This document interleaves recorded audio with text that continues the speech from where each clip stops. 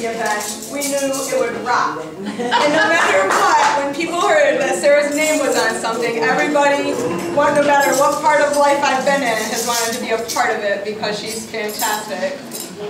Another quality about Sarah that I've always loved over the years is that her attitude, she's got such a sense of adventure, and she doesn't let fear stop her from trying new things. She would always just say, well, we'll just figure it out when we get there.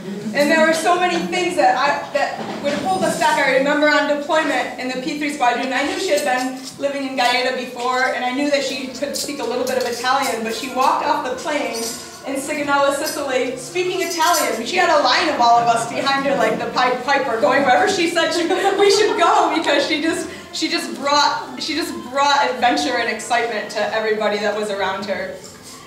I remember shortly after your father passed away, you invited me up to the Mother's Day parade in Philadelphia, and I was like, what do you mean, it's New Year's Day? And she was like, you'll never have a better time than at the Mother's Day parade in Philadelphia. Yeah. We're the only city where it's legal to not watch football on New Year's Day. So we went up to Philadelphia, freezing cold, and the coldest day I've ever had in my life. I still can't feel my toes, but I had a blast with you. And I remember also there were some things in her mom's house that she wanted help with, and said, hey, my mom needs us to fix her garbage disposal. And I was like, oh, you do that? You fix garbage disposal? And she said, no, but we'll figure it out when we get there.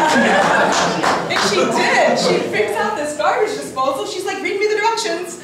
And she put in a brand new garbage disposal in her mom's house, and I had never done anything like that. And I remember this special time sitting on your kitchen floor with your mom and reading all the cards that people sent for your dad, and feeling so blessed that you opened your life up to me in such a tender, just a beautiful, tender, hard time of your life. And you've always been that open to all of us that have gathered around here to support you. Sarah's and my lives have kind of gone different paths, and we would lose touch for a little bit of time. I'd always try to stay in touch and say, hey, how's it going? Where are you? You're in Monterey, you're learning French, and you moved to Gabon, and we would exchange emails but got a little more distant. I'd always say, hey, is there anyone special in your life?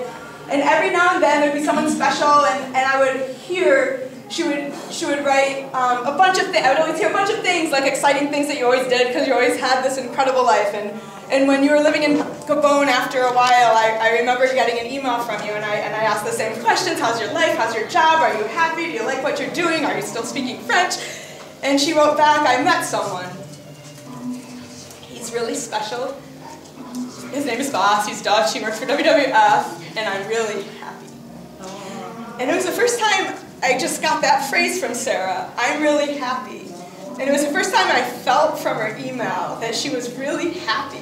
And it wasn't until I met Bas when you had your open house at your townhouse, where I saw him and saw his kind eyes and saw that when you meet a person and talk to them, you make them feel like they're the only person in the room that you're talking to, and you're kind and tall, which was important.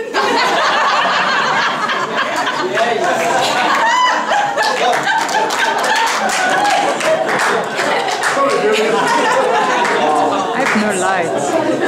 And we just know. I look at Sarah over the past several months, and I've never seen her happier in her whole life. And we just went to a cooking class, and I learned a lot of things. And one of the things while we were making our chickpeas, the woman said, you know, Jamie Oliver has it all wrong. Jamie Oliver takes a wonderful dish, and he's great, but he adds all these spices, like all these incredible spices, which are delicious, but they all overpower each other. And she said, when you take chickpeas, all you need is garlic and olive oil and a little bit of rosemary. And she said the spice needs to exalt the flavor of the dish, not overpower it. And I'd like to make a toast to Sarah and Baz. May you always be the spice that exalts each other and never overpower it. Wow.